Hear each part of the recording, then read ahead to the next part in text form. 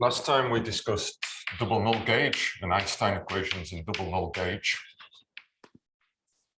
And recall we said that there were linear reasons for working in double null gauge and nonlinear reasons. Linear reasons being the decoupling of quantities to the linearized equations, which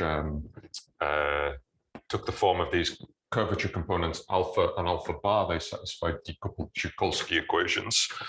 The nonlinear features of double null gauge we'll discuss today. And when we talked about double null gauge, remember we said that there's this entire infinite dimensional family of residual double null freedom.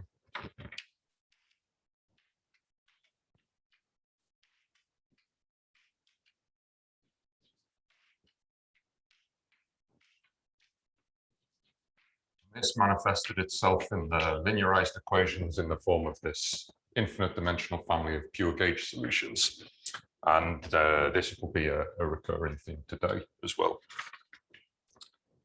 Then we discussed the linear stability of Schwarzschild. I'll call Schwarzschild S again. And there were some features of linear stability which we discussed. The first is this infinite dimensional residual double null freedom. So this freedom had to be normalized teleologically. In the linear theory, in order to have decay to a member of the linearized curve family.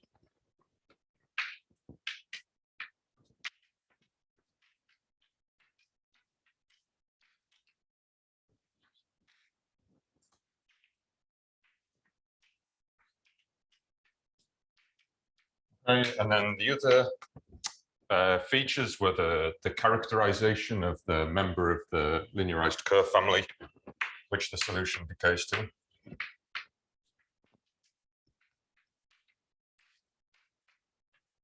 And there was also this issue of characterizing the location of the event horizon, the linear analog of the location of the event horizon, or in other words, the linearized analog of the characterization of the black hole exterior.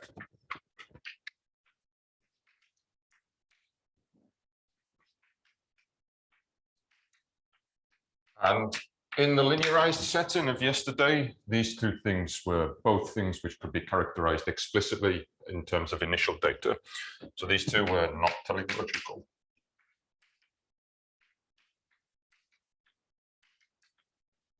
In the linearized setting.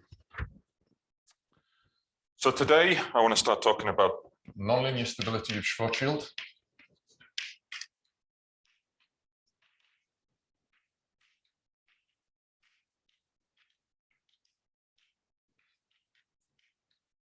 And recall when we say nonlinear asymptotic stability of Schwarzschild, this means stability modulo Kerr, okay? Or in other words, and I'll state a more precise version of the theorem in a moment, but in other words, stability to a codimension 3 submanifold of perturbations. So there are some new nonlinear difficulties.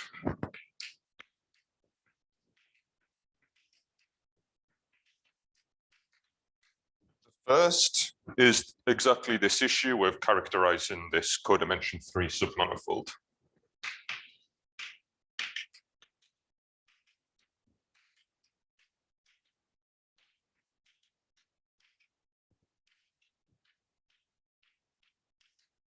Let me put submanifold in quotation marks.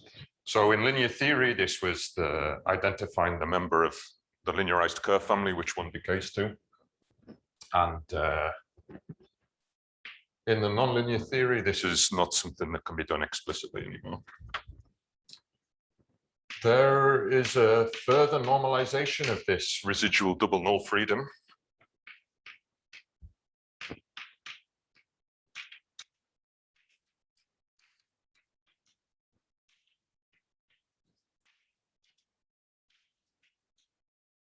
There is the issue of nonlinear terms present in the equations.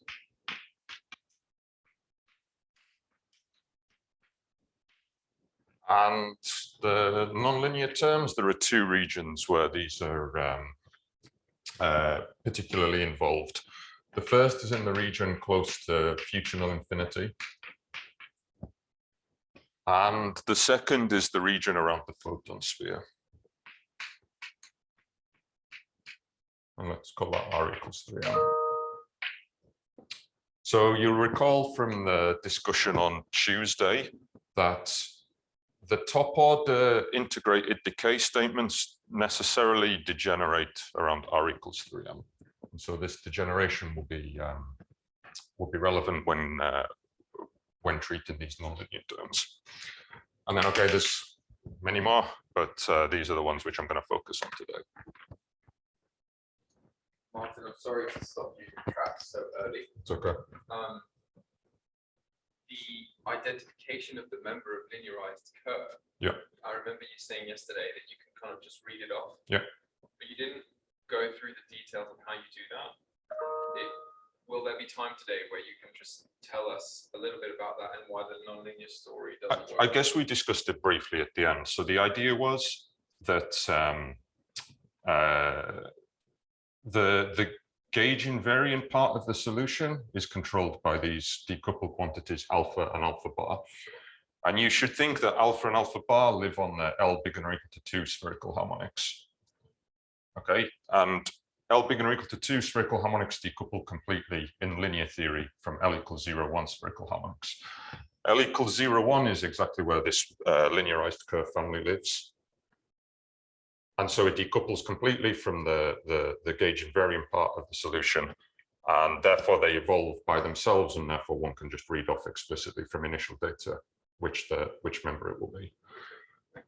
The difference in the nonlinear theory is that whatever you mean now by spherical harmonics, the L bigger than or equal to 2 modes will couple nonlinearly to the L equals 0, 1 modes. And the nonlinear terms that you're talking about? Yeah. What the approach to that? Yeah. People studied like nonlinear wave equation on Schwarzschild. Yeah. So this is exactly relevant, and we'll come to this. This is where we're going. This is where we're going. Okay. Yeah. Sorry to. That's okay.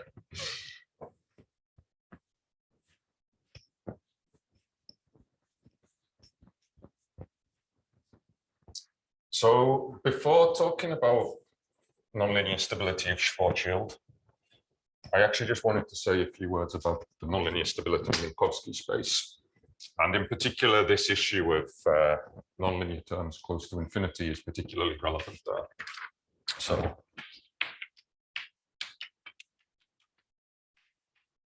a few ways about this.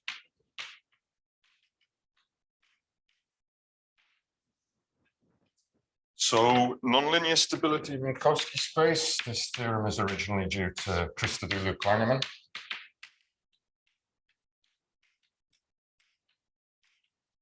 From the early 90s.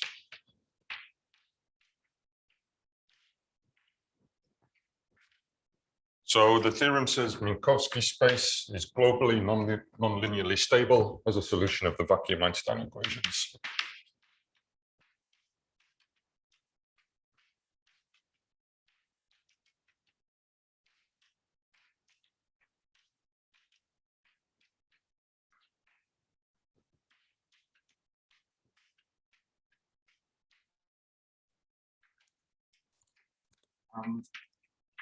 You should think that the fact that this theorem is true, you should think of that as a surprising fact. So before talking about nonlinear stability of Minkowski space, one could also ask the question of linear stability of Minkowski space. And in a sense, there's actually not much to say about linear stability of Minkowski space. So, for example, if you look in harmonic gauge, then the vacuum Einstein equations become a system of quasi-linear wave equations for the metric components. And they linearize the standard linear wave equation for the perturbation.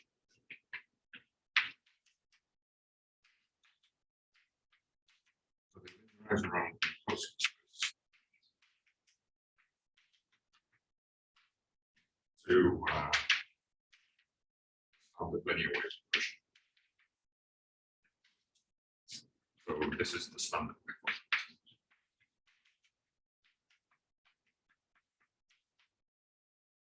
So this equation is one of the most classically studied differential equations. It's very, very well understood. You can show whatever you want. So one has a linear orbital stability statement. So solutions of this equation are bounded by initial data. And there's also a linear asymptotic stability statement. Namely, solutions of this equation decay in time. And one has a quantitative rate. So in n+1 dimensions, solutions decay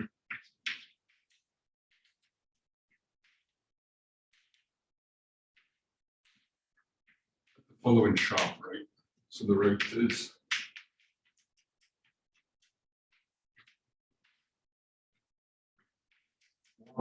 t to the n-1 over 2. So now we're interested in the case of 3+1 dimensions. So if you put n equal to 3 here, this rate is 1 over t, and this just fails to be globally integrable in time. So this decay rate is exactly critical for upgrading this linear stability statement to a nonlinear stability statement.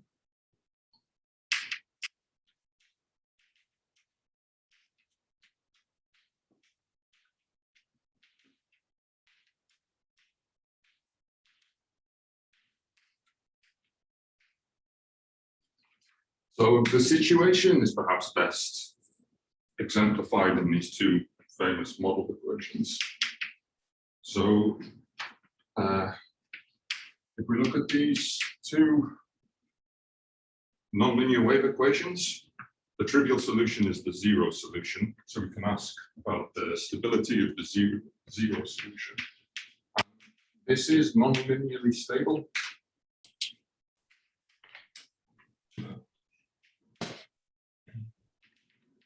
As the solution of this equation, so box of C, some nonlinearity, and that nonlinearity is minus dt c squared plus the spatial gradient c squared.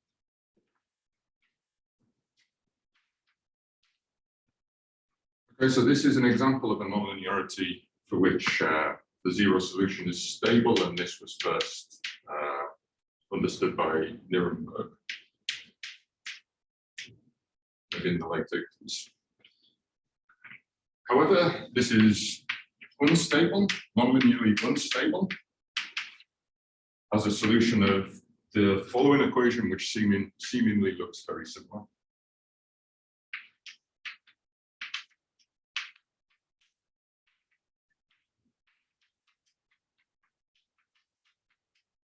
Okay, the same equation, but we just dropped this spatial gradient. And this was first shown by Fritz John. So every non-trivial small data solution of this equation blows up in finite time. So the situation was clarified in maybe the early to mid 80s when Kleinemann introduced the celebrated null condition, and this nonlinearity is an example of a nonlinearity which satisfies this null condition. So the Nuremberg example called M satisfies.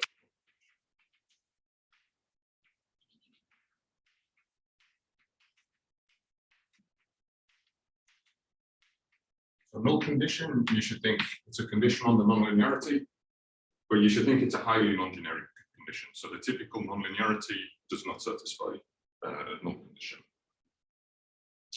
So what's the difference between these two? What is null condition? I'll just show you the relevant observation. So the observation is based on the behavior of solutions to the linear wave equation on Minkowski space.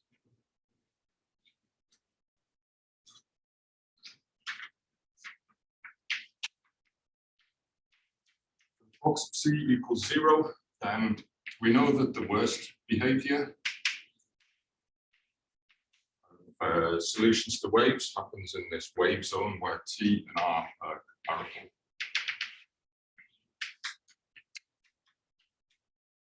Okay. So the worst behavior happens in this direction. And one can ask how fast the derivatives of solutions to this equation decay. And the most relevant derivatives are those with respect to the double null frame, the standard double null frame of Minkowski space. So the slowest decaying derivative is that which is transverse to these outgoing null cones. And this decay is only at the rate of 1 over T or 1 over R. The derivatives tangential to the outgoing cones, so the V derivative in the outgoing direction, this decays fast at the rate of 1 plus T squared. And similarly, the angular derivatives, the derivatives tangential to the cones of intersection, decay at this faster rate.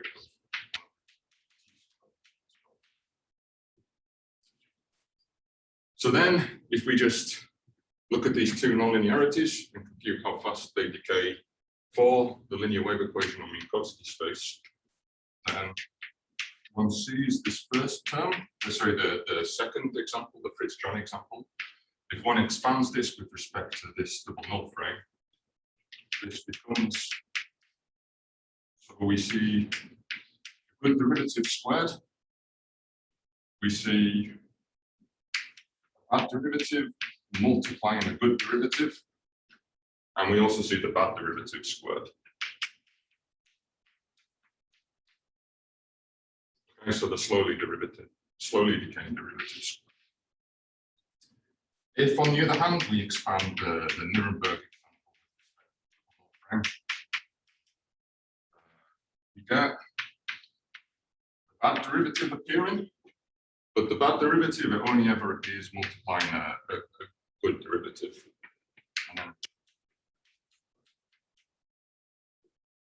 Okay, so there's a cancellation here in the Nuremberg example, which prevents us from seeing this bad derivative multiplying itself. So the null condition captures this fact. And of course, this is a very non-generic fact. So the proof of stability of Minkowski space, it's all about the nonlinearity, and it's all about capturing this null condition, which is present in the vacuum Einstein equations. So interestingly, when you look at vacuum Einstein equations in harmonic gauge, they actually fail to satisfy the classical null condition of Kleinemann. And the original Christodoulou-Kleinemann proof involves a more geometric gauge, which is in the same spirit as the double null gauge, which I described yesterday.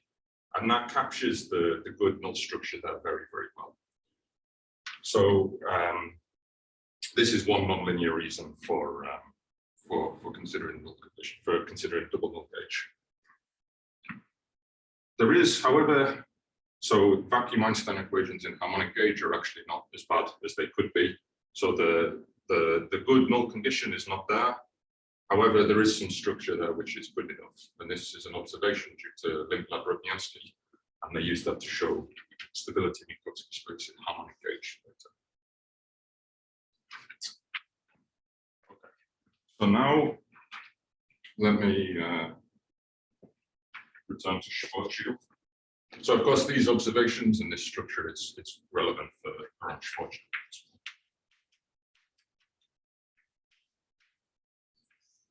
So now I'd like to state the main theorem a little bit more precisely. And then for the rest of today, I'll discuss how some of those difficulties are dealt with. So if one considers Schwarzschild, then we consider initial data on two transversely intersecting null hypersurfaces, one which I'll call C bar in, and the other I'll call C out. So the outgoing null hypersurface extends to infinity. The incoming null hypersurface will go slightly beyond the event horizon of Schwarzschild. We'll consider induced data on these corresponding to Schwarzschild, perturb them slightly, and then study the corresponding solution. One has to take the incoming null height of the surface to go slightly past the event horizon, exactly in view of the fact that in the nonlinear theory, we only characterize the event horizon teleologically. So we don't know where the event horizon is going to live yet. So the initial data has to live long enough to make sure it pulls in.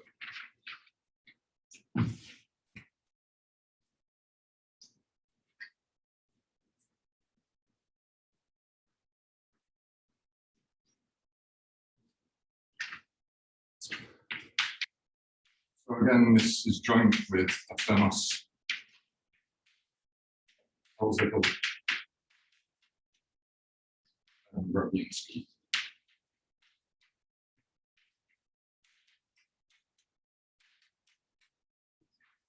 So the theorem says for all data on these two incoming hypersurfaces,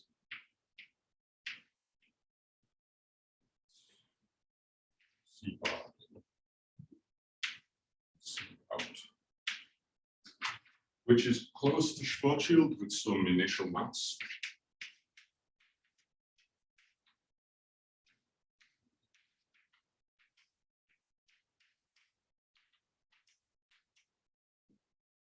And moreover lies on a codimension 3 submanifold of the moduli space of initial data.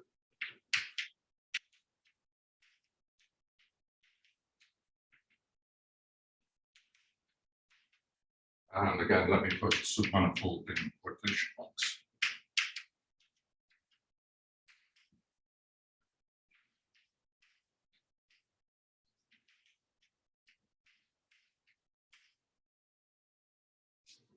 Then the resulting solution,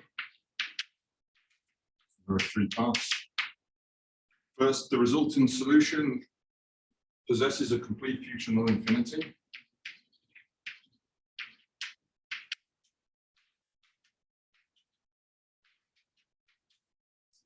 And the causal past, future null infinity,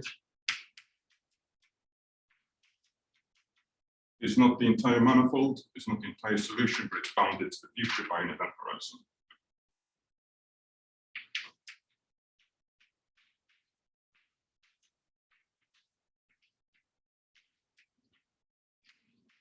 So in other words, the perturbation admits a black hole. It admits a black hole exterior, and observers can live forever in that black hole exterior. Or to say that in PDE language, the perturbations exist globally in time, where time is measured by observers at infinity. The second is the statement that the solution remains close to the member of Schwarzschild which was perturbed.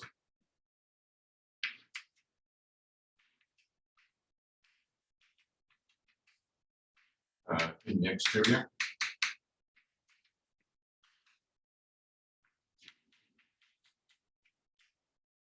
Third, the solution decays at an inverse polynomial rate with another member of Schwarzschild.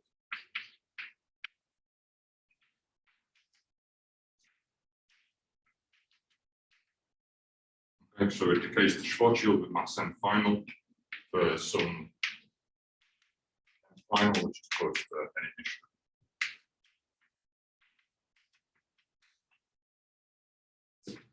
Okay, so the first of these three statements you should think is the statement of weak cosmic censorship in the neighborhood of Schwarzschild. The second is the statement of orbital stability of Schwarzschild. And the third is the statement of asymptotic stability of Schwarzschild, all restricted to this codimension 3 submanifold. And again, so Kerr does not lie on this codimension 3 submanifold. But moreover, you should think that for any initial data which does not lie on this codimension 3 submanifold, The resultant solution will not converge to Schwarzschild, but it will converge to a member of Kerr with non-zero angular momentum. And the number 3 is the same reason that we always say. So you should think of Kerr as a 4-dimensional. Okay. So I'm sure you're going to speak about this, but the word submanifold is in the scare quotes. Yeah. So I mean, this is an infinite dimensional space, and it's codimension 3 from the point of view of counting. We don't say anything about the manifold structure of that space. So I'll show you more precisely what we do say about that space a bit later. I'm sure it is a smooth submanifold, but we don't show that. We just show it's codimension 3 from the point of view of counting.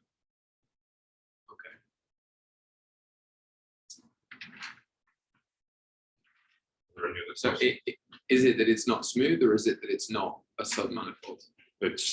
We don't make sense of submanifold for infinite dimensional spaces. So I'm sure you could do this, but we don't say anything about that. I'll show you this. Okay. Okay. Yeah. Thanks. Sorry.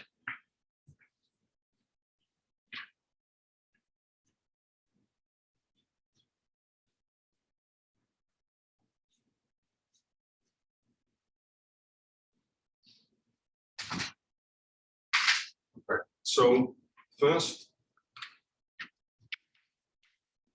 there's local theory for vacuum Einstein equations. We also put local.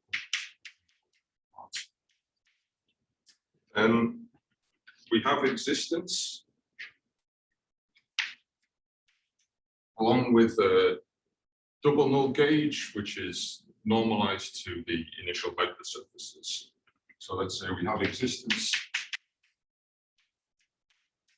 in initial double null gauge.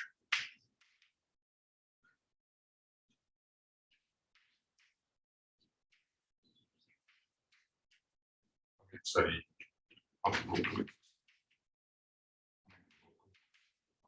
so region looks like this. So we have these two characteristic hypersurfaces, and by local theory, so by standard local theory, we have existence in a region like this, and by some quote local theory, we also have existence in a region like this extending to infinity. So I say quote because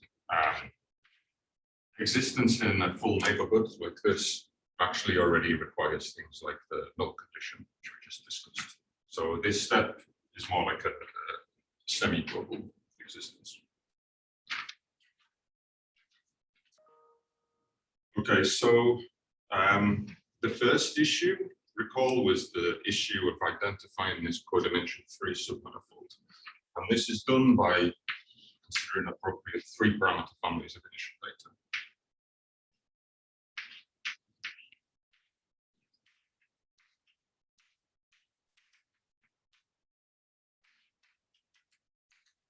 You should think it's not one initial data set which is involved in this theorem, but it's an entire 3-dimensional family of initial data sets.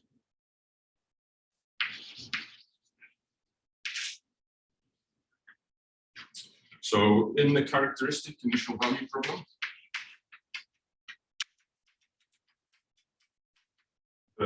objects which can be freely prescribed as data live in a vector space. So we prescribe this data. I'll call this X. And the set of all data which can be freely prescribed lives in a vector space. So we can add initial data sets together and multiply them by scalars. And there are 3 reference, what I'll call fixed mass linearized curve initial data sets.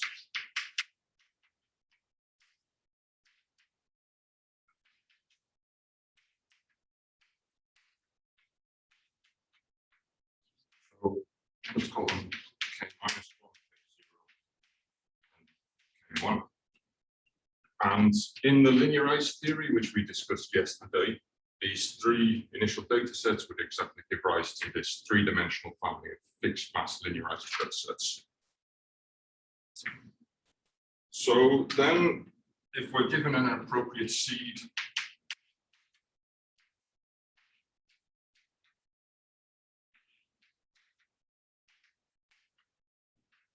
zero, so most of the things which won't prescribe as a seed data in the set of seed data vanish in linearized curve. So the only ones that don't vanish, we assume that they do vanish in this seed, so that's zero. So we take an appropriate seed S0 and we take three parameters, lambda minus 1, lambda 0, lambda 1. Then we define S lambda to be what we get by adding the corresponding multiples of these three linearized curve sets to S0.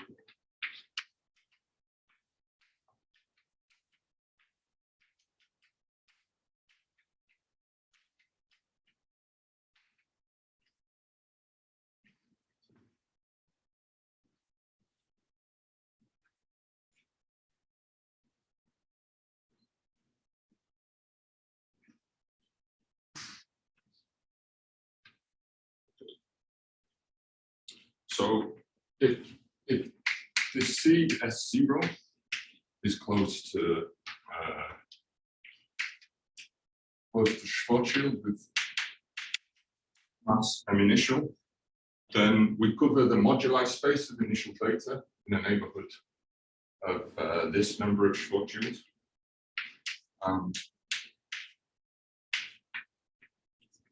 Have some notation for this. So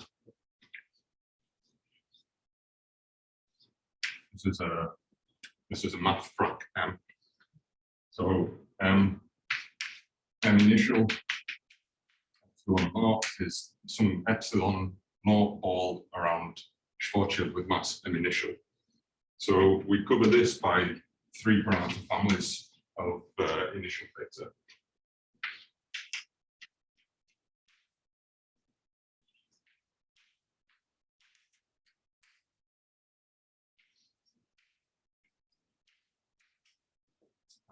These are defined by taking S lambda as defined here and letting lambda vary in some small range.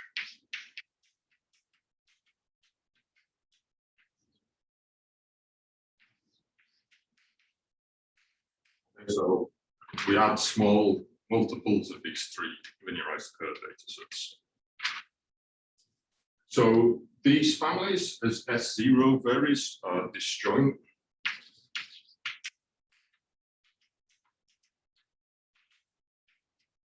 So if S0 is not equal to S0 prime, then the corresponding three parameter families do not intersect.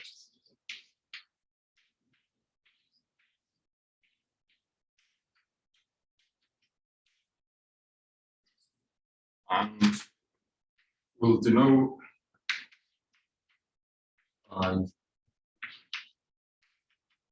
lambda, G lambda.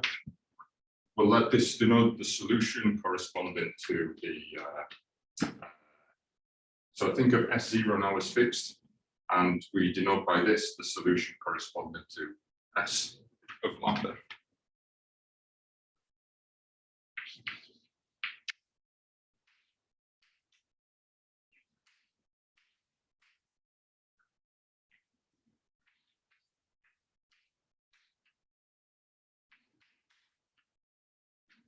Okay, so the goal then is for each S0, for each reference seed initial data set S0, the goal is to find a lambda in this range such that the corresponding solution decays to Schwarzschild, so that we have stability in decay to Schwarzschild.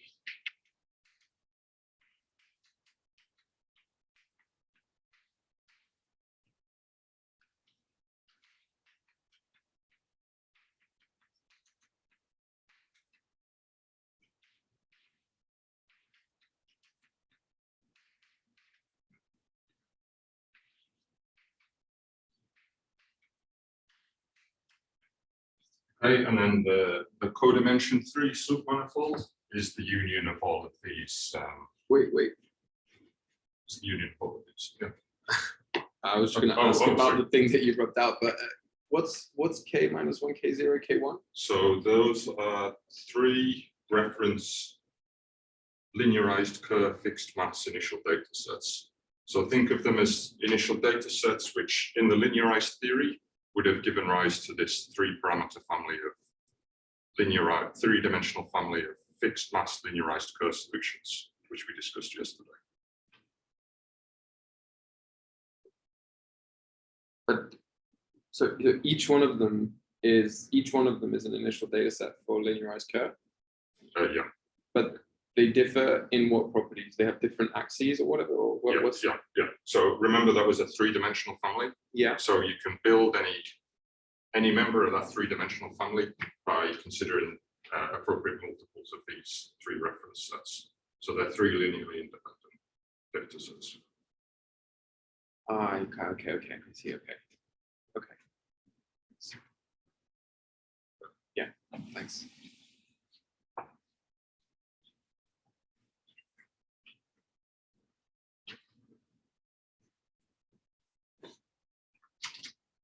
Okay, so this codimension 3 submanifold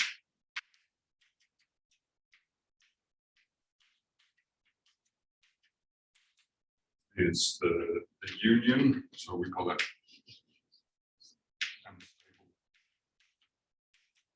union over all seed data sets in the neighborhood of Schwarzschild of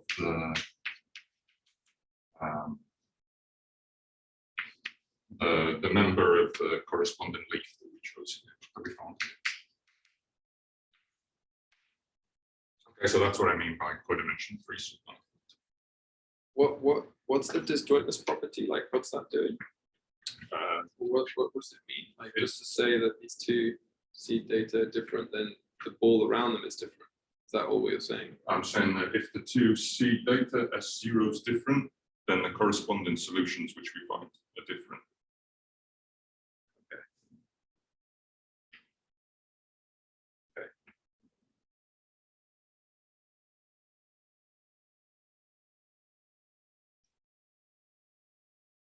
Are there any other questions?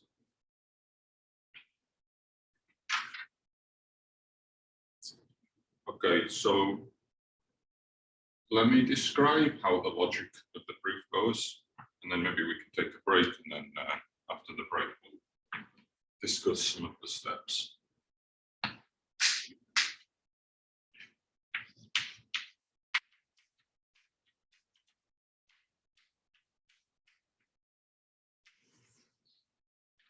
So the proof, it's a bootstrap argument or a continuity argument.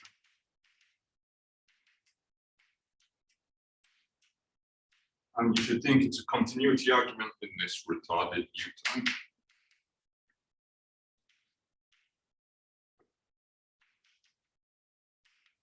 Okay, so the picture's like this again.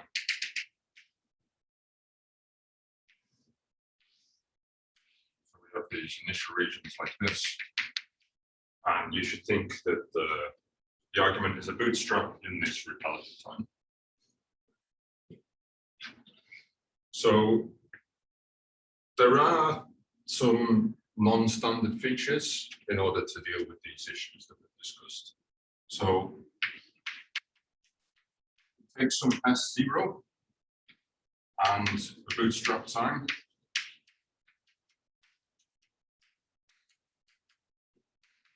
UF, which we think of as a final retarded time. So we have S0, that means we have this corresponding 3-parameter family. Wait, Martin, sorry, just to slow you down a bit. Yeah. So in this on the right hand side of the board, right? Yeah. So the S, you rubbed it out, but it was like S equals S0 plus the sum of lambda K, right? Yeah. Okay, good. And then okay, that's clear. And then the disjointness, is it? It's an assumption or it's a result? It's what you get out of a statement. Yeah, it's a statement. Right. So you're saying you actually prove this disjointness. Yeah. See. Okay. Thanks for clarifying. Okay, so it's a continuity argument, but it's slightly non-standard. So in this continuity argument, we're given an initial seed data set, and since we're given a seed data set, we have this three-dimensional.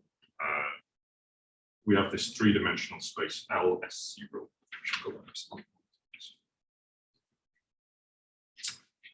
So then we consider such a three-parameter family and a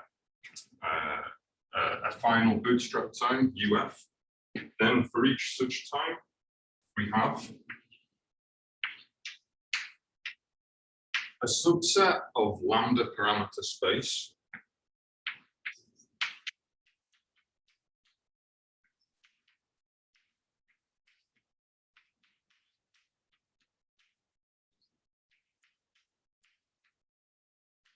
So for each time, we have a subfamily of this three-dimensional family. And you should think that as this bootstrap time goes to infinity, this three-dimensional subfamily is going to shrink and shrink and shrink until in the limit, as this final time goes to infinity, it will land on exactly one member of this three-dimensional family. And that one member will be the member which finally decays to Schwarzschild. So then, for every member in this three-dimensional family,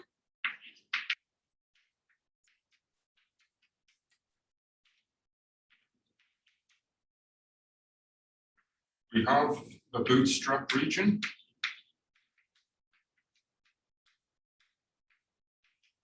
which looks something like the past of this, as depicted here. We have a bootstrap region of the corresponding maximal development.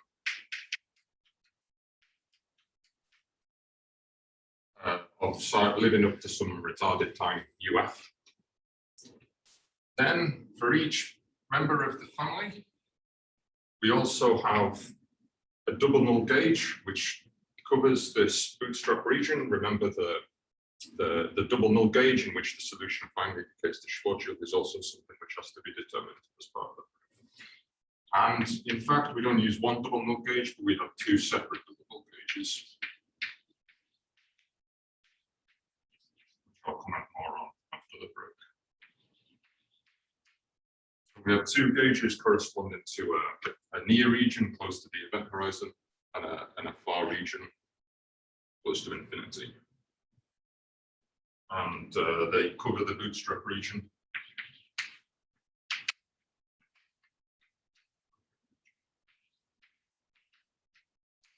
And they're normalized to their future boundaries.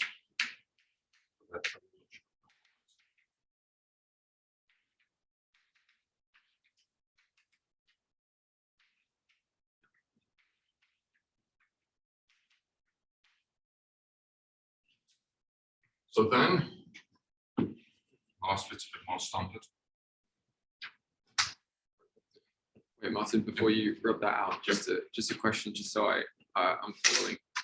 The goal that you wrote down here is very clear. Yep. What can you explain more the sentence you wrote above logic of the proof? So why is mathfrak M stable? Why is that a codimension 3 submanifold? So submanifold, again, don't make any claims, but it's codimension 3 because we've divided the moduli space up into these three-dimensional families, these disjoint three-dimensional families, and we're saying on each one of those three-dimensional families, we can find one data set which converges to Schwarzschild. Right. Okay, so these three-dimensional families, they foliate this infinite dimensional space as S0 is varied, and on each leaf we find one data set for which the solution decays to Schwarzschild. Right, that's the picture you have in mind, which is why you call it a submanifold. Exactly. Yeah. But would it take a lot to prove that it's a So it's submanifold? actually a submanifold. Again, we say nothing about that. So you could do that. Yeah. So this R you're saying is shrinking in the parameter space to identify one family. So that's of like initial data, right? So like in the global bootstrapping, you're narrowing Exactly. Yeah. So part of the bootstrap is a statement about the moduli space of it.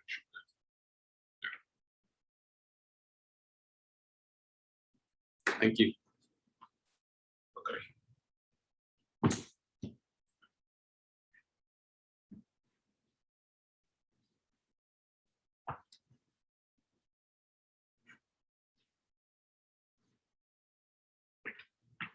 The final point is more standard, and that's bootstrap assumptions for the geometric quantities.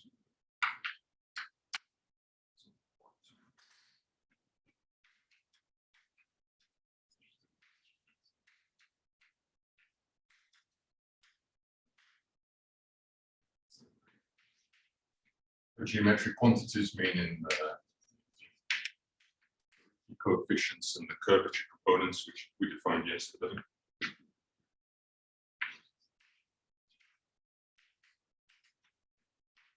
So this is for each lambda in this family. We have two double null gauges, and we have bootstrap assumptions for each of those two double null gauges.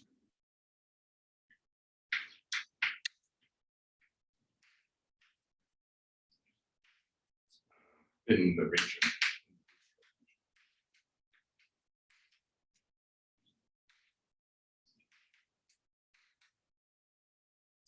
So this subset of lambda parameter space, it's a closed subset of R3.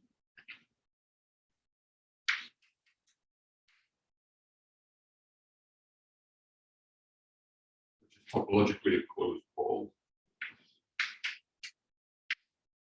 And it has the property that the angular momentum measured at time UF, and again, let me put angular momentum in quotation marks. So the angular momentum at time UF satisfies.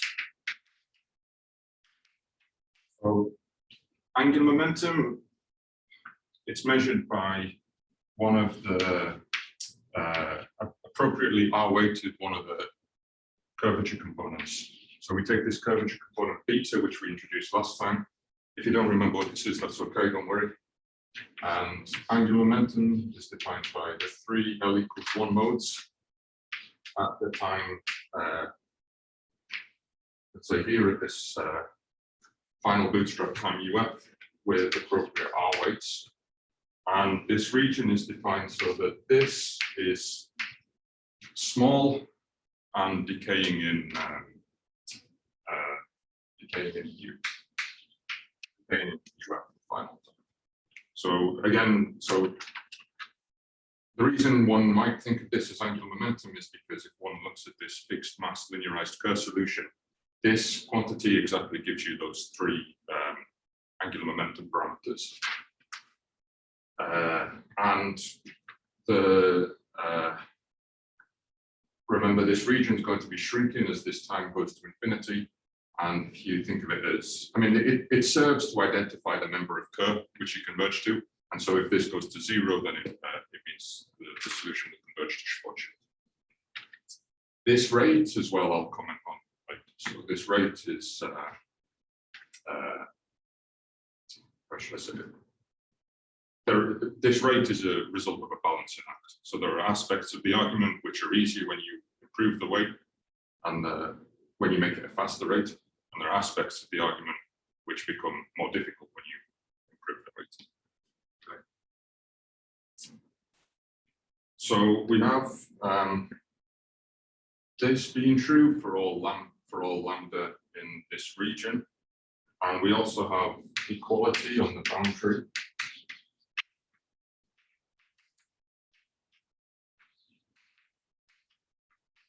Along with some degree 1 properties. So there's actually a little bit of topology involved in this. If there's time at the end today, I'll come back and say a few words about that. Then, okay, these bootstrap assumptions involve statements of the form, the solution minus Schwarzschild or minus Schwarzschild in the canonical Edington-Finkelstein gauge, which we defined yesterday, is small and decaying. And to subtract off a member of Schwarzschild, one has to ask, well, which member of Schwarzschild is subtracted off. So the member of Schwarzschild is identified by the L equals 0 mode of another curvature component. So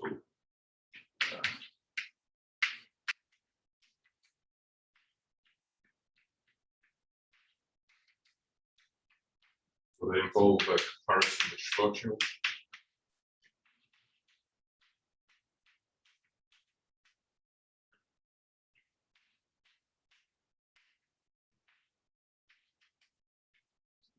With mass M final. Final is taken to be L equals 0 mode with one of the curvature components.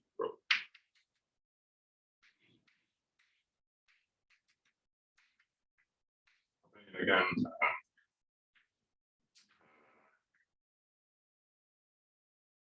compare with the linearized Schwarzschild solutions, which we discussed yesterday. So if the solution is a linearized Schwarzschild solution, this quantity serves to tell you which linearized Schwarzschild solution that is.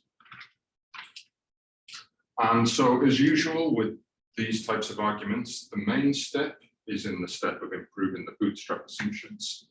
And that's where most of the relevant analysis that we discussed yesterday and on Tuesday enters. Then, okay, there's some extra points to deal with these slightly non-standard features. So we'll have a break now and then I'll talk about what was adopted afterwards. All right, we'll have a 5-minute break, everybody.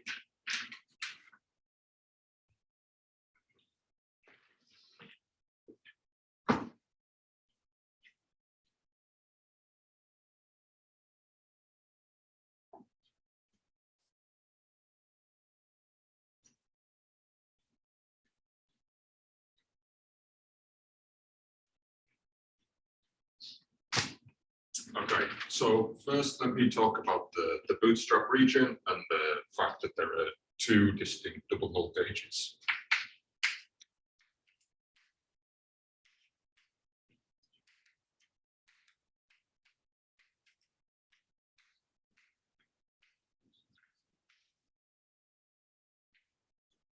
So of course, and we saw this already in the linear theory of yesterday, in order to converge to Schwarzschild in the canonical Eddington-Finkelstein double null gauge, this residual double null freedom has to be normalized to the future depending on how the solution behaves in evolution.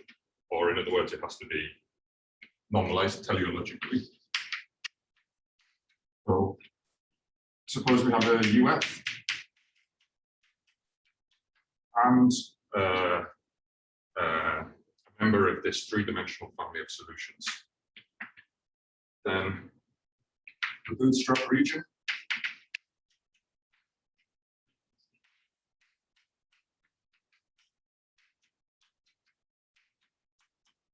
so it's defined to be the presence of some outgoing hypersurface.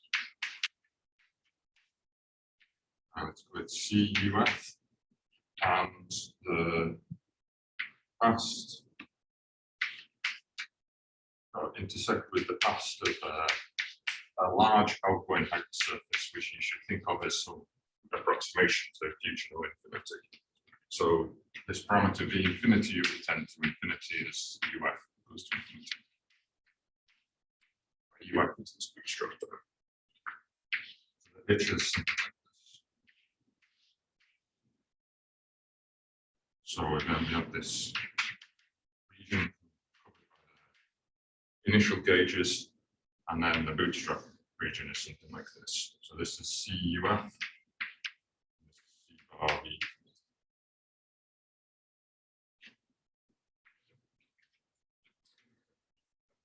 And then this region, as I say, is covered not by one double null foliation, but by two distinct double null foliations.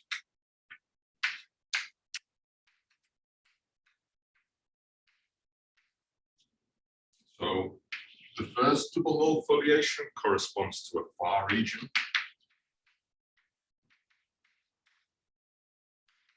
covered by what we call an I plus gauge.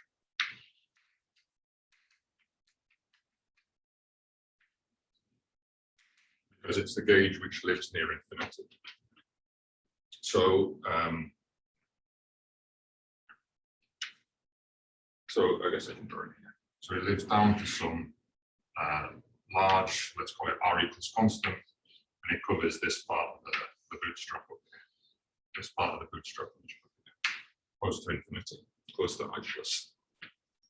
So the reason for a normalization like this is for capturing the null condition, as we discussed in the stability of Minkowski space. So when the gauge is normalized to infinity like this, quantities decay at a better rate, and these better decay rates are very helpful for properly capturing the null condition, which we saw was crucial in the stability of Minkowski space. And it's interesting to note that there's an analytic, the reason for normalizing the gauge like this is analytic. However, a bonus of that normalization is that there's this immediate connect with the physics literature. So the gauge is what's called Bondi. The ultimate gauge would be what's called Bondi, which means that the spheres of the double null foliation are becoming round as one goes to I plus, and the time in which I plus is parameterized is affine or geodesic as measured by observers near infinity. So this means one can immediately understand all of the familiar laws of gravitational radiation and also nonlinear effects like the Christodoulou memory. So the second region is this near region, and it's covered by what we call an H plus gauge, which is where the redshift effect is relevant. So that's the far region where null condition is.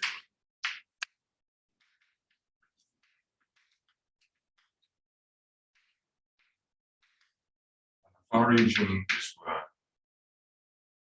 the redshift effect is.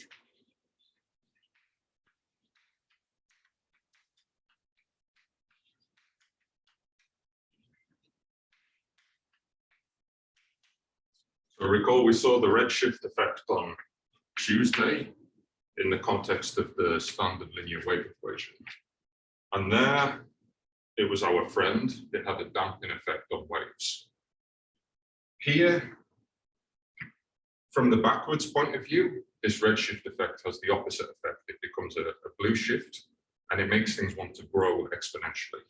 So if the gauge is only normalized in this far region, so for example, if one took this I plus gauge and tried to extend it all the way close to the event horizon, one would see that the quantities of some quantities associated to the gauge are blue shifted, and they'll actually want to grow exponentially. So if the gauge is only normalized far away, it will in general behave badly close to the event horizon because of this redshift effect. So we consider a separate gauge close to the event horizon, which we call this I plus gauge.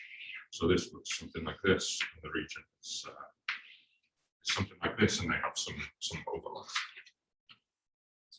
So they're defined by two sets, so two double null gauges, two sets of double null coordinates.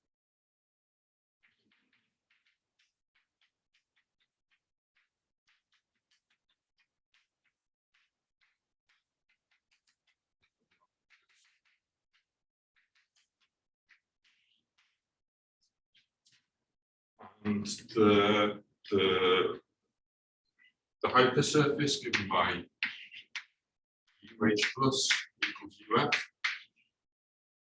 is the same as the hypersurface given by UI plus equals UF in the place where they're both defined. Okay, so they both coincide with this final cone which bounds the future of this region where they're both defined.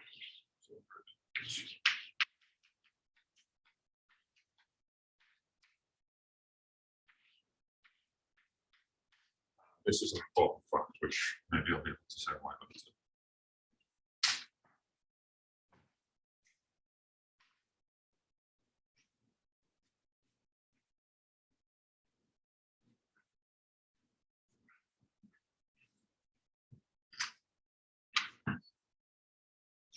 So both of the gauges are defined by algebraic coefficients on the Rishi, algebraic relations between the Rishi coefficients. The near gauge, the H plus gauge, is normalized on this late outgoing hypersurface, which bounds the region together with this incoming hypersurface, this initial incoming hypersurface. And the I plus gauge is normalized on this late incoming hypersurface, which approximates future null infinity, along with this initial outgoing hypersurface. And they live up to these, let's call them constant R values, in such a manner that they overlap. So there's a region in which the two gauges overlap. Quick question, Martin. Yeah. Could you talk a little bit about why you need two gauges? Yeah, so it's exactly for this reason. So it's convenient to normalize to infinity in order to capture the null condition properly. Okay. But if one only normalizes to infinity, the gauge will become blue shifted when you get close to the event horizon, and certain quantities will actually grow exponentially. So maybe one can say this a bit easier. So suppose one has the final spacetime, which converges to Schwarzschild. Suppose one has a double null gauge, which is normalized far away. So it behaves nicely at infinity. In particular, the null condition is captured in this gauge. And one extends the outgoing null cones all the way close to the event horizon. Then if one takes an incoming null hypersurface and looks at the induced foliation of that incoming null hypersurface by those cones, one gets a foliation by spheres of that. And in general, that will be singular at the event horizon. In general, that will not be regular up to the event horizon, exactly because of the redshift effect.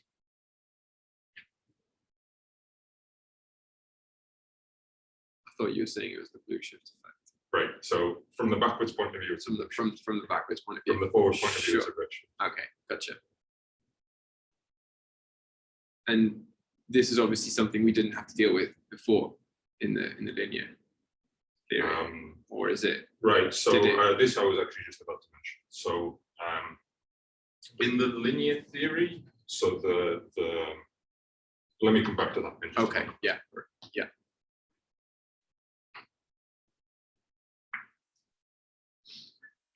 Okay. So the gauges are defined by some algebraic relations on the Rishi coefficients and curvature components. So for example, this I plus gauge, some of the conditions involve the conditions on this sphere. Yeah. The sphere is SUF. And one of the conditions is trace chi minus the Schwarzschild value. Sphere is 0. Another is trace chi bar. So remember, trace chi and trace chi bar were some of the Rishi coefficients of the creation. Remember, the circle denotes the Schwarzschild.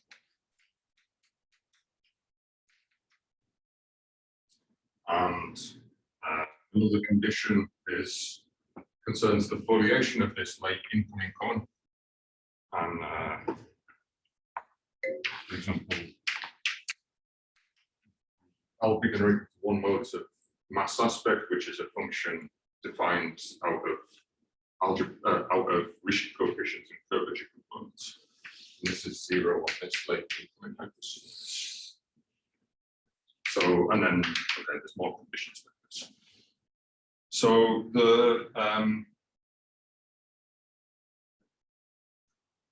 as this fine, so let's see.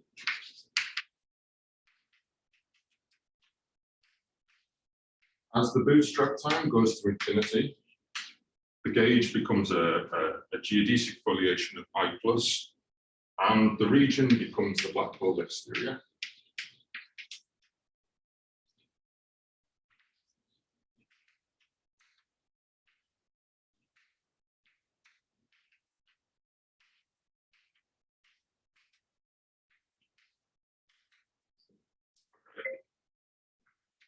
So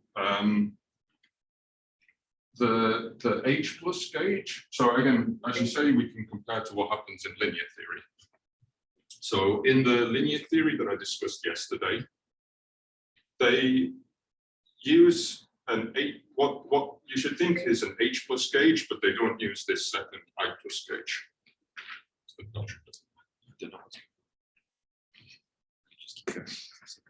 So you should think in the linear theory, the proof of linear stability of Dafermos, Holzegel, Rodnianski, which we discussed yesterday, the teleological gauge, which they had there, in which the solution decays to Schwarzschild, you should think it's very closely related to this H plus gauge, which is defined here.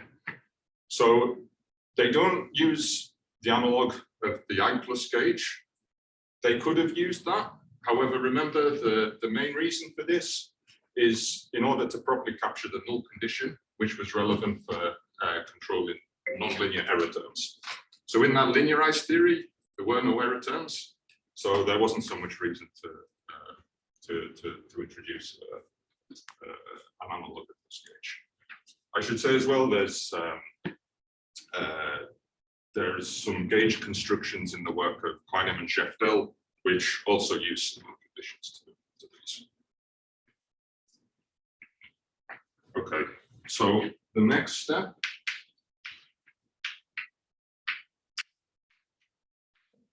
is to obtain boundedness of certain initial nodes.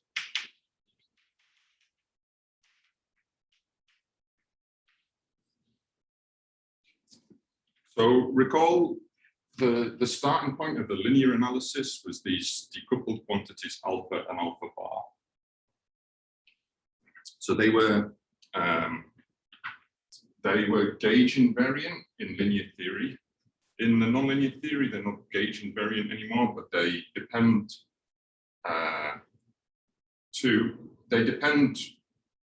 non-linearly on which of the gauges are considered. So recall here, there are three gauges now. There's this I plus gauge corresponding to the far region. There's an H plus gauge corresponding to the near region. And there's also an initial gauge, which won't prove local existence. So the starting point of the analysis is these quantities alpha and alpha bar.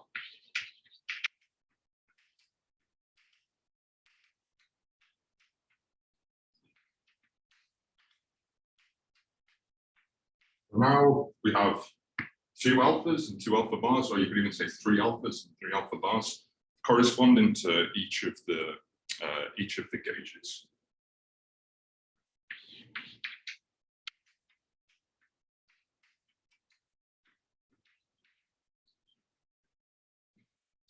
So again, now these things, they're not gauge invariant, but they're only almost gauge invariant. So if you make a change of gauge, which is of size epsilon, then alpha will only change to order epsilon squared, and similarly alpha bar will only change to order epsilon squared. So this means that the corresponding initial norms of alpha and alpha bar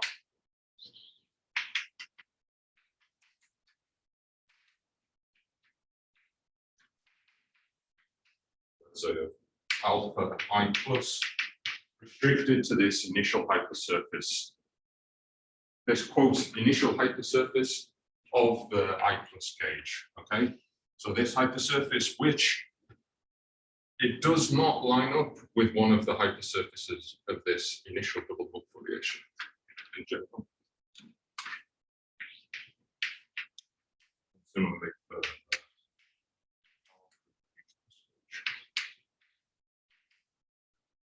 so the initial norms of these on those hypersurfaces do not coincide, as they did in linear theory, with the initial norms of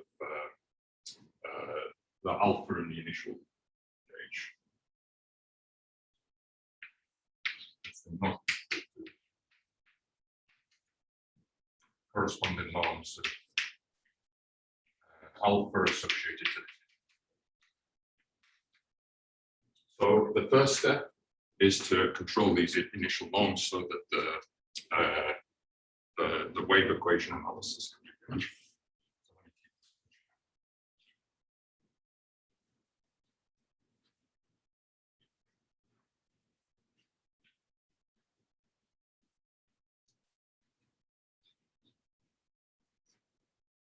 hate to ask you, Martin, can you draw the picture a little bit bigger? Because I think people on Zoom were complaining about the size of the.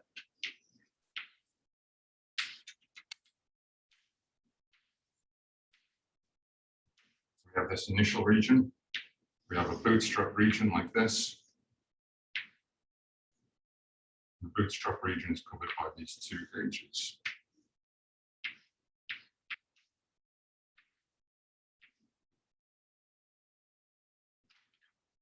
So the near region looks like this, and the far region looks like this.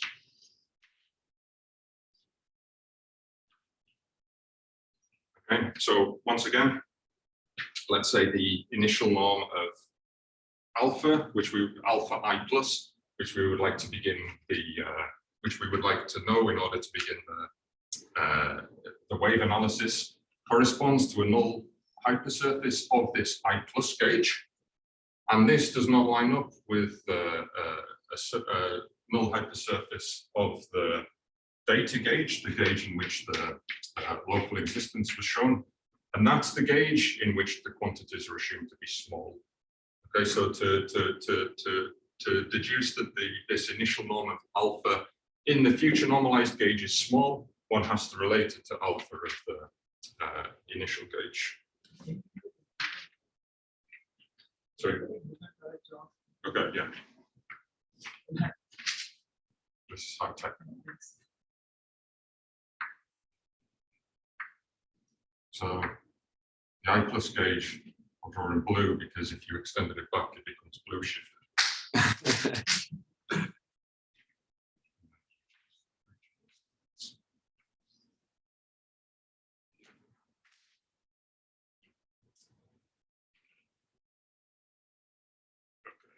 So when one relates alpha in this future normalized I plus gauge to alpha in the gauge in which the initial gauge in which one has a smallness assumption, to order epsilon, they will agree because alpha is gauge invariant in linear theory.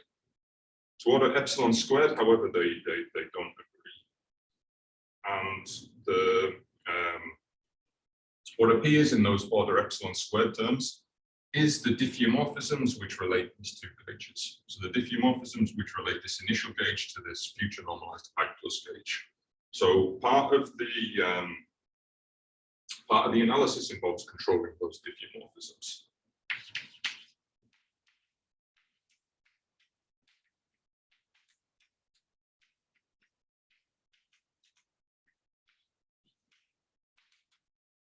Let's say relating that to an initial gauge.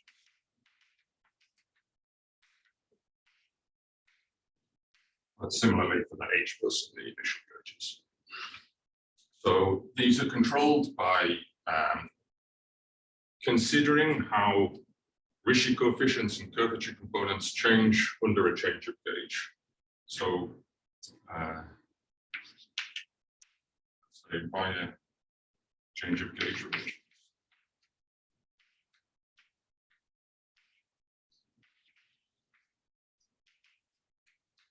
And the Ricci coefficients and curvature.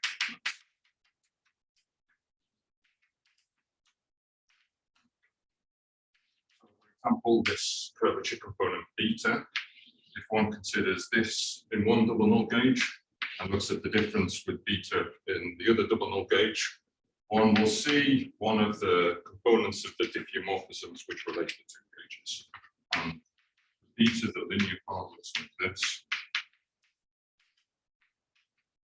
Some angular derivative of F3, which is the diffeomorphism component which relates the corresponding U coordinates.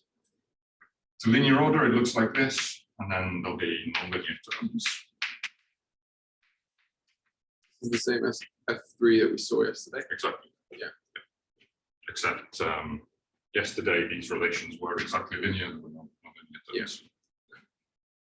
Exactly.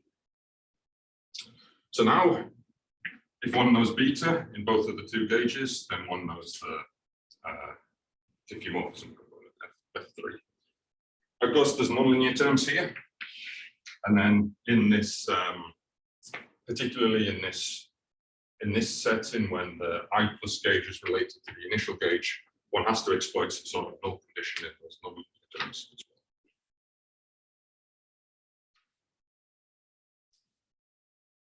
well. Okay, so that controls the initial norms of alpha and alpha bar in these two future normalized gauges.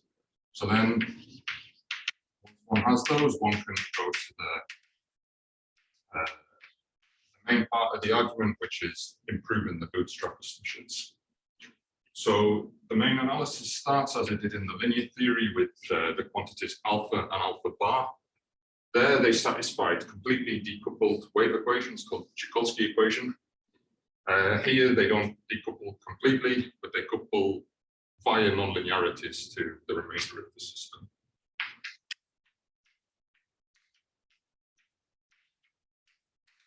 So alpha satisfies this Jokulski equation, which schematically looks like this. We call it as the wave operator applied to alpha, where now it's not the wave operator of Schwarzschild, but it's the wave operator of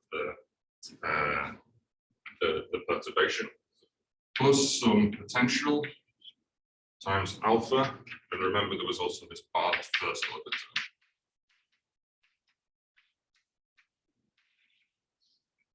Okay, and then yesterday this was equal to 0.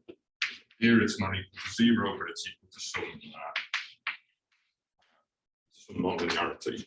So this is a nonlinearity.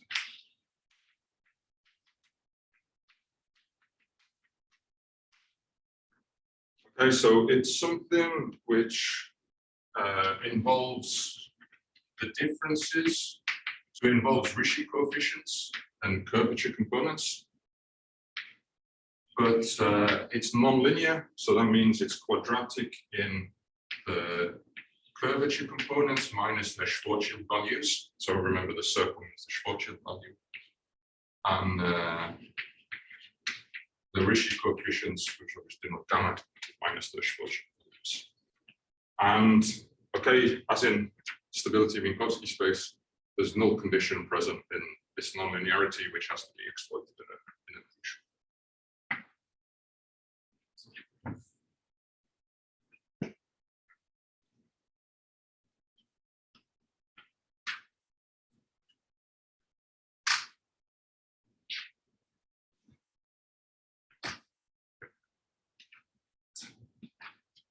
Okay, so again, this is a bad wave equation. So the first thing to do is, as in the linear theory, to transform to a good wave equation.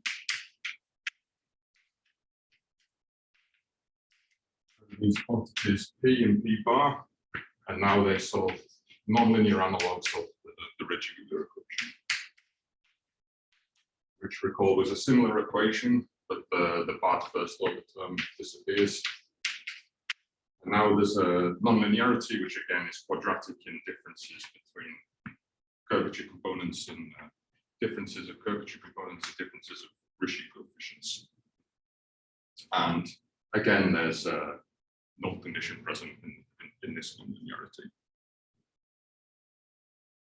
So then one repeats the linear analysis.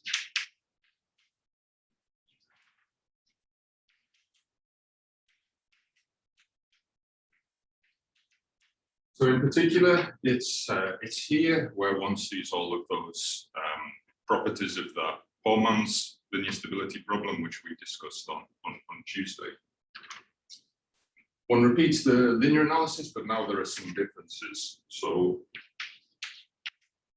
first difference we just discussed.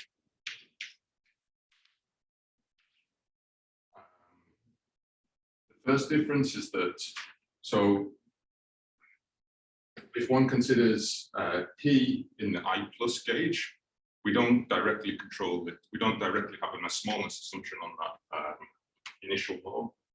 But one has to go through this procedure and relate to the corresponding P in this initial gauge. Wait, Marty, quick question. Yeah. So yesterday you showed us how P was defined. Yeah. Is it defined in the same way? Is it different? Yeah, essentially. It's Okay. defined in the same way, essentially. Yeah. So one needs to define an R one has to say what R means now. Okay, and I'm not telling you that for simplicity, but it's essentially the same once you define R properly. Okay, so still at fourth order. Yeah, exactly. And okay. Exactly. And there's no P bar that appears in the P equation and vice versa. Correct. Like in the nonlinear terms, there's nothing. Right. There's no. So, but everything appears in the nonlinear terms in principle. Okay. So in principle, everything appears in the nonlinearity. So all of those Rishi coefficients, alpha, beta, rho, sigma, Yeah. beta bar, alpha bar, trace chi, chi bar, chi bar, ha, beta, so on. Yeah. Yeah. Okay. Yeah. Yeah. Okay. And it's so we have a schematic way of writing the nonlinearity. It would be very long to write the entire thing explicitly. Okay. But again, like one important point is ensuring that the null condition is still present. Right, So right. when one transforms from alpha and alpha bar, one has to. It's non-trivial to check that this null condition is still present in the error.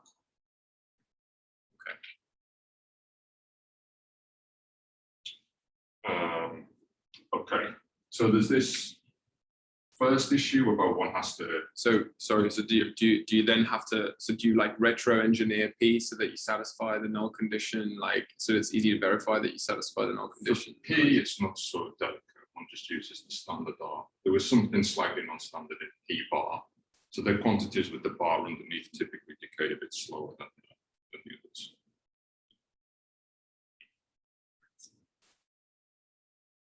Okay, so one follows that procedure to show that the initial norms of these future normalized P, I plus and PH plus are small. The next difficulty is related. So I've written this as if there is just one P, one global P, but that's not the case.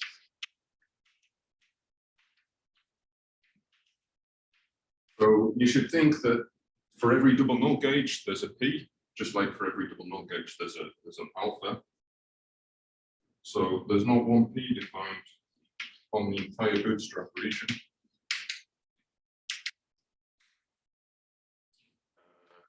We just have PH plus, which only lives in the domain of the H plus gauge, which is this red region, and PI plus, which doesn't live on the entire bootstrap domain, but only the region covered by the I plus gauge, which is this blue region. And you'll know that, okay, regions that look like the blue region and the red region, they're very bad from the point of view of wave equation estimates. We prefer things like the entire bootstrap region. So the idea is that PH plus is only estimated to the left of some time-like hypersurface.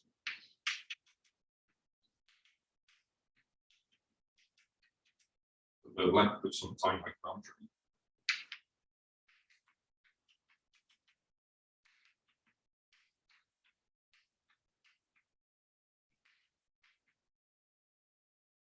And PI plus, you're going to estimate to right as B. Okay, so B, it's a time-like boundary which lives in this region on which the two gauges overlap. So PH plus, we only estimate to the left of this. PI plus, we only estimate to the right of this boundary. And there'll, of course, be boundary terms as a result of that. However, because P is gauge invariant in linear theory, those two boundary terms cancel each other out exactly to order epsilon, and they only differ to order epsilon squared. So terms on P.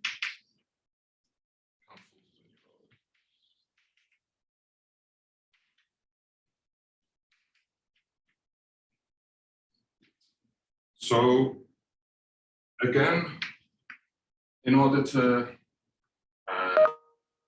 understand those order epsilon squared terms, it's necessary now not just to control the diffeomorphisms which relate the two gauges to the initial gauge, but one has to also control the relation between the two gauges in this region on which they overlap.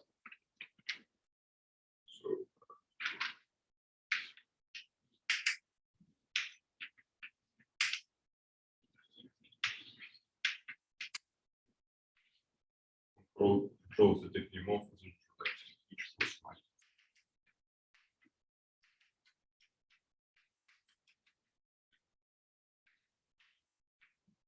Okay, and then this is done in a similar manner to described. So it's also worth pointing out that the boundary B, it's chosen by an averaging procedure, or it's chosen by mean value theorem, if you like, to have good properties. So it's chosen in a slightly funny way. It means the choice is not continuous in the final bootstrap time, and it's also not continuous in the solution. So the choice, it depends on both the solution and that final bootstrap time. And in general, it's not continuous. So as you increase the bootstrap time, this B will jump about in a non-continuous manner. That doesn't cause issues? No. Not in the sense that there's continuity invoked in parts of the argument, but none of those parts depend on the timing boundary B.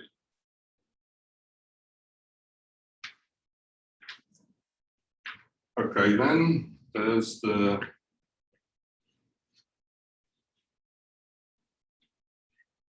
nonlinear terms.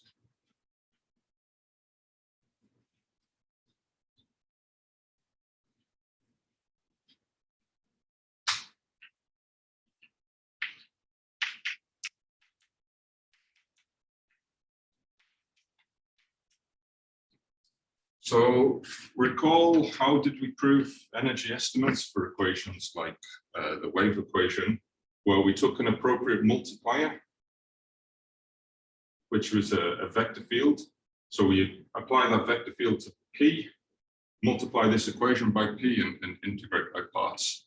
So the resultant error that one has to control is some derivative of P times this error E, which in general will be, which is quadratic in Rishi coefficients and curvature. So the typical error terms that one will get when doing that, they'll look something like this. So they'll look like a top order number of derivatives of P. And recall P lives at the level of 2 derivatives of curvature. So n minus 2 derivatives of P will look something like n derivatives of curvature. So this is what arises from the multiplier. It will multiply the nonlinearity, and the typical term will look something like n derivatives of curvature, which I'll do R. And then there'll be a lower order term, which looks something like, let's call it gamma. It could either be gamma or R, it could be Rishi coefficients or curvature components.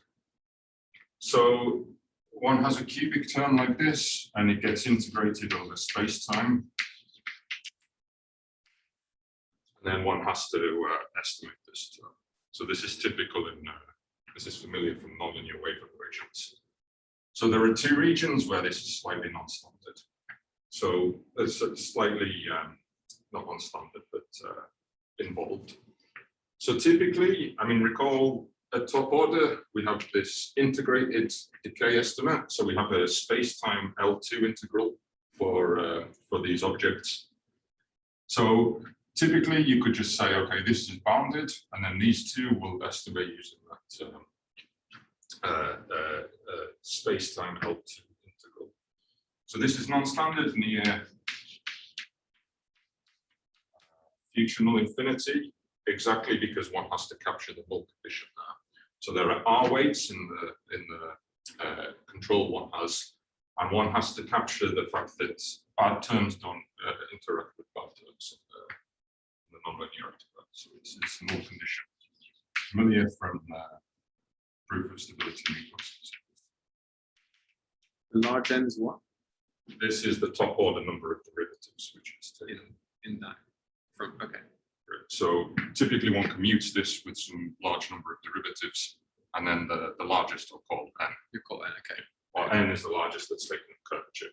So because P is 2 derivatives of curvature, Got it. It's n minus 2. So near I plus one has to exploit null condition. This is also non-trivial near the photon sphere.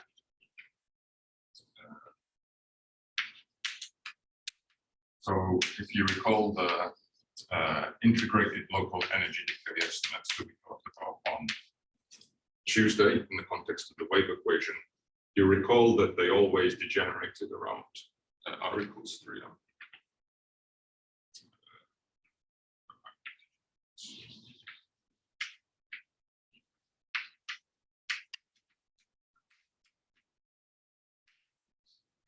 So it's here. I mean, it's interesting, but this is actually the only place one really actually needs decay for that lower order term. One can typically just control using the integrated decay estimates. That just breaks near r equals 3m. And so there one needs to estimate these two terms using the energies, and then one requires some sort of decay in this term to eat the time integral, which is present. So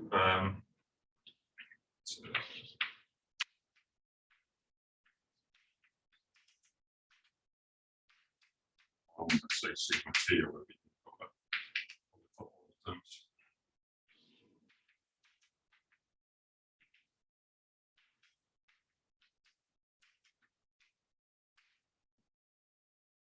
And then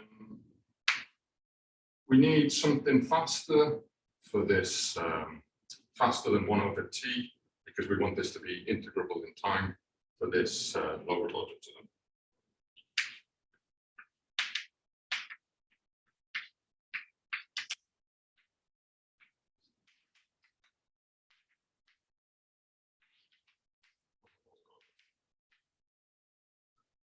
Okay, so we need something that's integrable, so it has to be faster than 1 over t.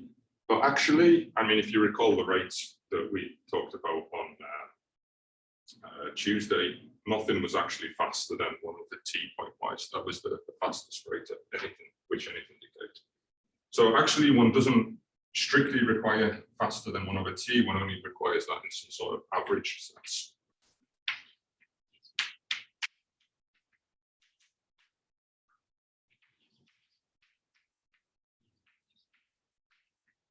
So meaning, whilst this doesn't necessarily decay faster than 1 over t pointwise, it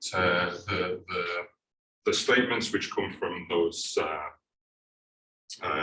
what we discussed on Tuesday for the wave equation take the following form. So they look like, if you just think of this as a function of t, one can show statements like gamma squared integrated from t to infinity decays like 1 over t squared. Okay, so formally this corresponds to gamma minus gamma naught decaying like 1 over t to the 3 halves. Because if you put 1 over t to the 3 halves here for this, 1 over t to the 3 halves squared is 1 over t cubed. And when you integrate from 1 over t to infinity, you get 1 over t squared. So in this averaged sense, it does decay faster than 1 over t, but on its own, without the time integral, it actually does not. But this fast decay in this average sense is enough. Okay, let me just finish.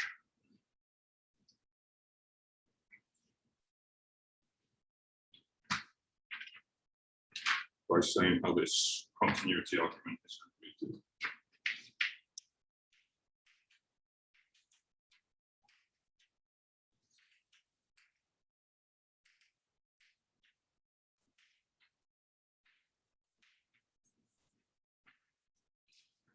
So one has a set of bootstrap times contained in the interval 0 infinity. So this is the set of our final times.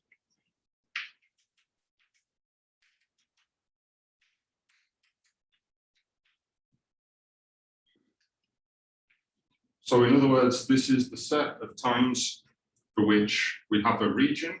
We have a region of lambda parameter, an appropriate region of lambda parameter space, together with these with a solution corresponding to each of those lambda existing in a bootstrap region like was depicted. The two gauges exist, and the solution in each of those two gauges satisfies appropriate bootstrap assumptions. And the goal is to show that B actually is equal to this entire set, in which case the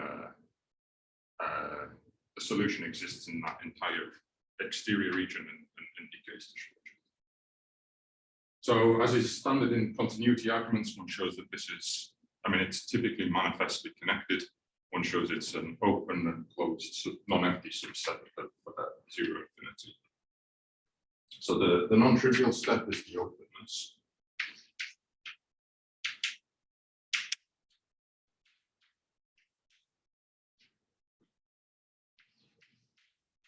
So in showing the openness, namely we take some time which lives in this bootstrap set UF, and we would like to show that UF plus delta is also in this set for all delta sufficiently small. So the first step is improving bootstrap assumptions like we discussed.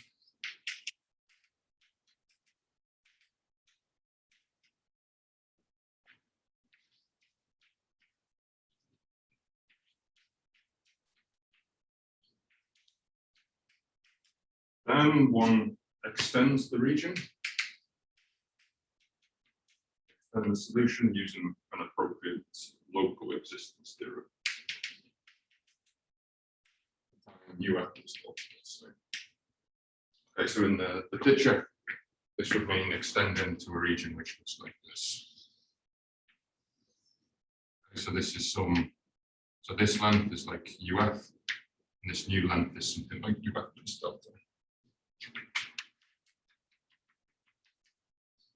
Okay, so one extends, so that's standard now. This part is standard so far. The process of extending is continuous, so just by continuity, the bootstrap is still improved. The non-standard part is that the gauges in which the bootstrap is made, so the gauges in which the assumptions are made, are normalized now to these future boundaries. So one has to renormalize this gauge to the new future boundaries, or in other words, one has to construct UF plus delta normalized I plus H plus gauges. So each time you do this kind of renormalization, you have to deal with the nonlinearities of the problem, and you use this, like there's a set of tools that you develop that keep on being applied over and over to handle things like these terms, etc. So like, is that right? So again, so what do you mean by renormalize? So when you move to a different, when you move further up, right, U plus delta, you have to change your bootstrap assumptions.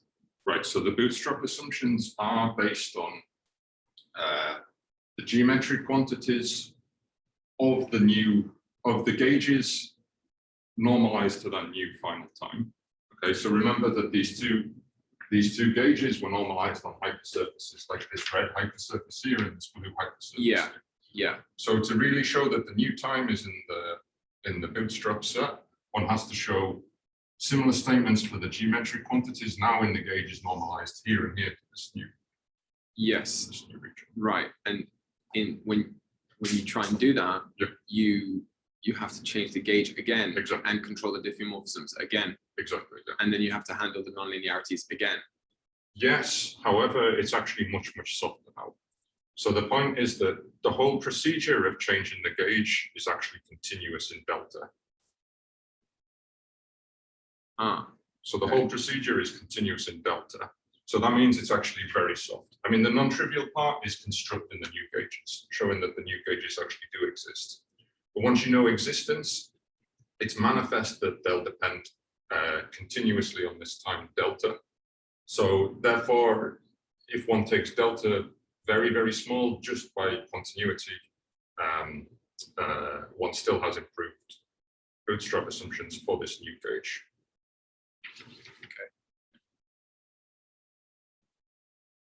Okay, so the there's a step here of constructing these new gauges. Then the next part concerns this region of parameter space. So one has to shrink this region of parameter space to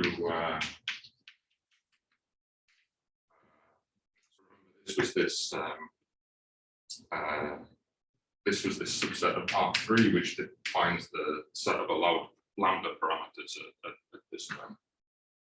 So one has to shrink the RUF region to a new RUF plus delta region.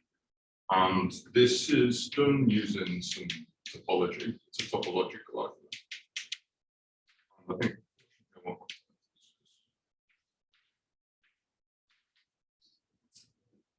this region is shrunk, and it's done in such a manner that they have the following property.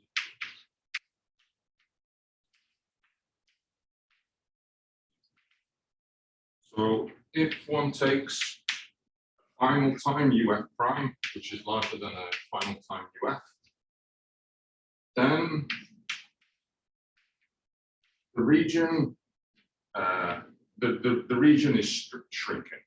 Okay, so the region corresponding to the larger time is contained in the region corresponding to the earlier time. Moreover, they have the property that this containment is strict, and in particular, if something lies on the boundary at the earlier time, it will not be in the new region. So it's a strictly shrinking region.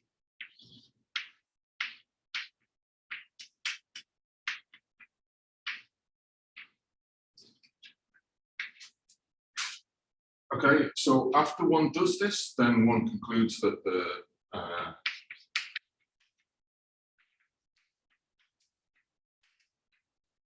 bootstrap set is 0 infinity. Then this property, this shrinking property, allows one to infer the existence of the final lambda.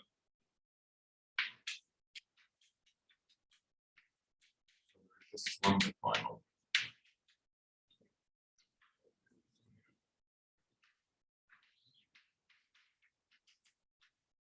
There exists a lambda final in the intersection of all of these.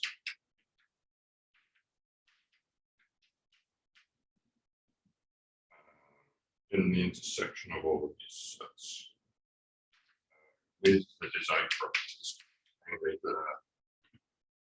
solution corresponding to this lambda final decays to Schwarzschild.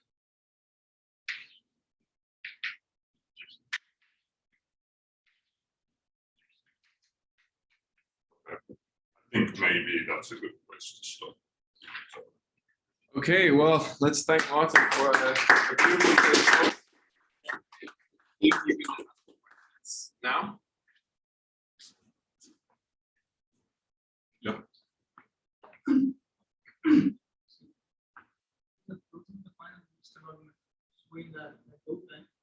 Yeah. Oh yeah, absolutely. In improving the bootstrap assumptions, there's a smallness involved.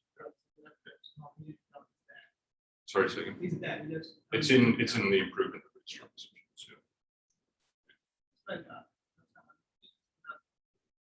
Yeah, you mentioned that you mentioned something about the first statement of your lecture, like perhaps we can have it on the inclusion of community, and that the basically compounds the so like important is like I could not follow all the assumptions behind the property of correlation. How generally can they? So it's everything in a neighborhood of Schwarzschild, except for things which converge to Kerr. Okay, so they're non-generic because the generic solution will converge to Kerr. Okay, but it's everything except those which converge to Kerr with A not equal to 0.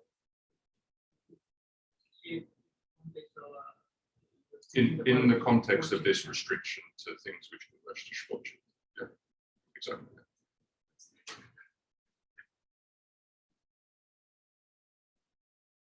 Yeah. You say this boson sphere, we get the generation of these integrated local. Yep. Okay, but I thought we traded just to get non. Right. So this is a top order issue.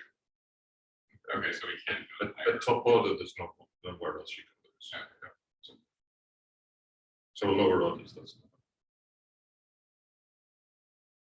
So if you have to go to higher order, you can flip through. Exactly. Could you maybe talk a little bit about this topological argument? I could spend like 10 minutes on that. I mean, I'm very happy with that. Is people okay with that? Yeah, I guess, yeah. Okay.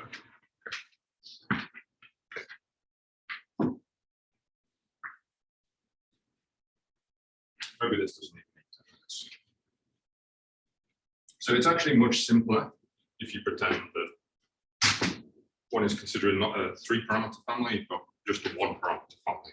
So let me explain how it goes as if it was just a 1-parameter family which was under consideration. So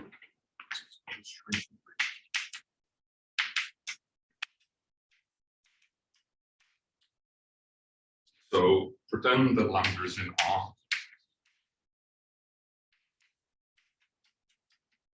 Rather than R3. Right. A version of this argument generalizes to R3, but there's a little bit more topology involved.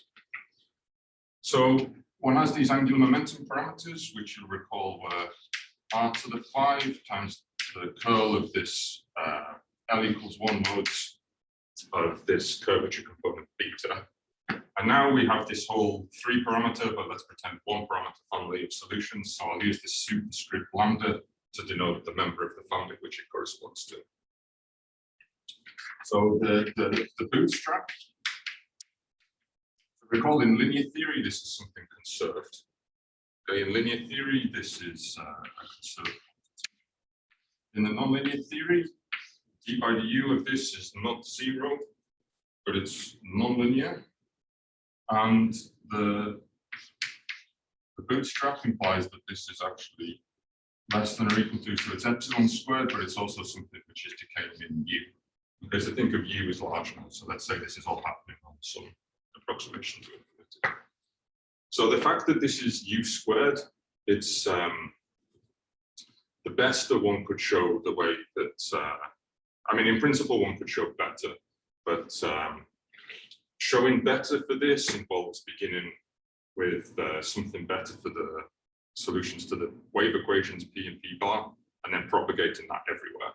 So with it's simpler to allow to close with the least decay possible, and the decay there was 1 over u, and this is nonlinear, so the best with that weaker decay is 1 over u squared. Okay, so one has to work a bit, but one can show that. So it's obvious that it's epsilon squared, but by working a bit, you can show it's 1 over u squared as well. So then, and this is true for all lambda in this region.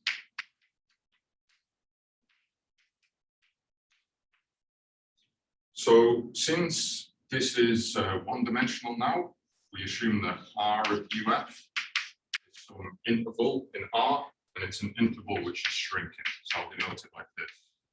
Lambda underline of UF, lambda overline of UF, and this closed interval.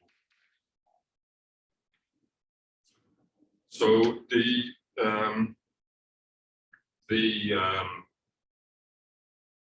way that this parameter set is defined is so that this object that we think of as angular momentum, which again, strictly speaking, it's not good to think of it as angular momentum, but this is the object which identifies the curve number.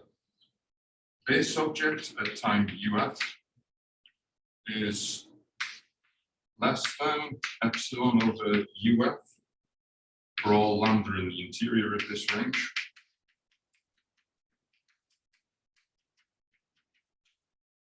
Moreover, the endpoints are actually achieved by the endpoints of these, the endpoints of this interval.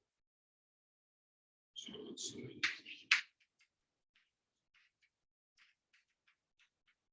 The line of UF is equal to minus epsilon over UF. Is equal to the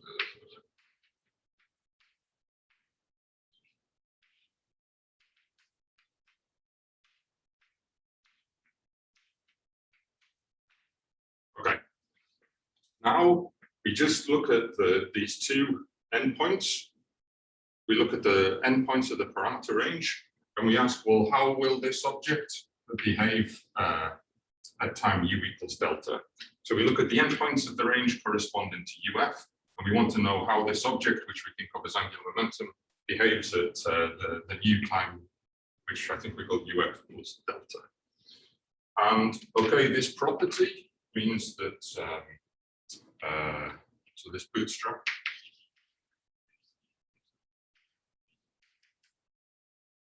means that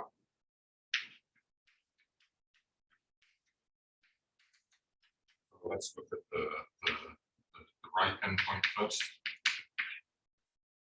So this object now at time UF plus delta, so now at this later time, it's equal to the quantity here.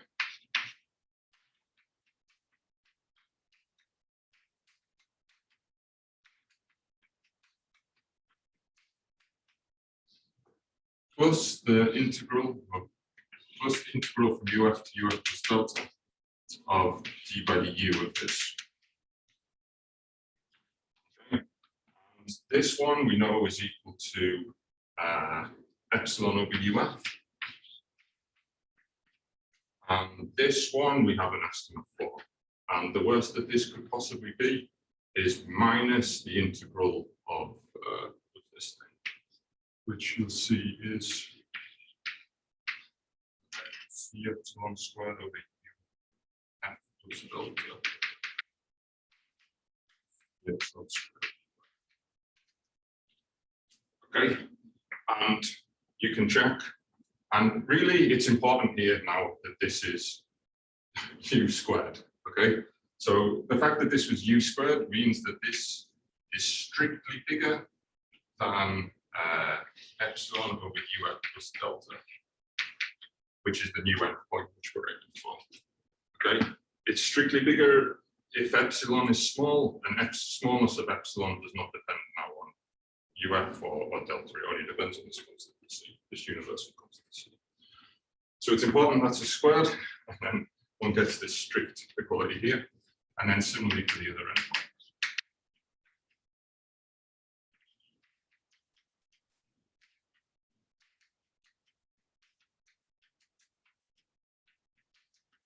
So this is strictly less than what we want the new endpoint.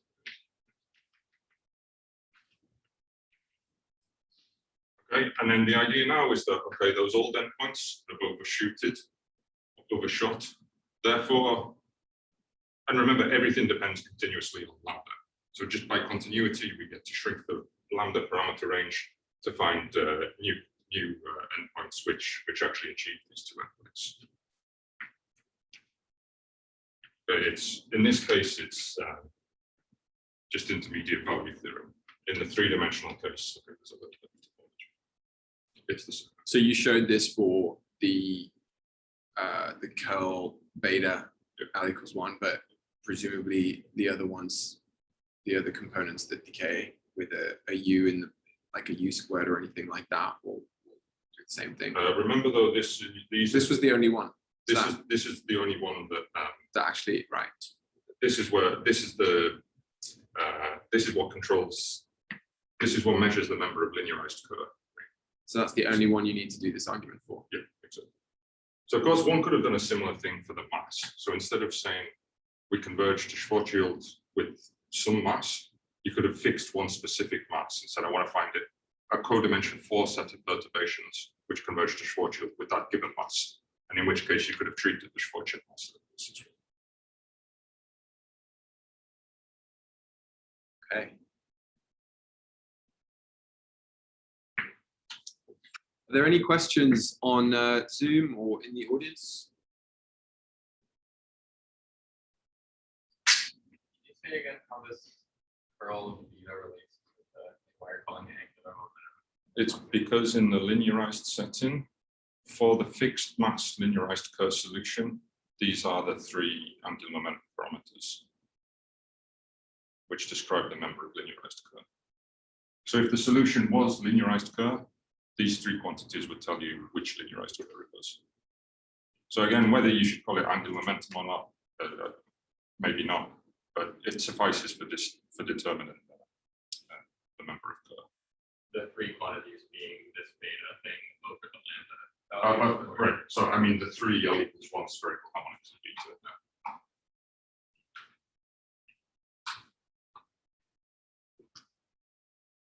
All right, well, if there's no more questions. Let's thank Mark again.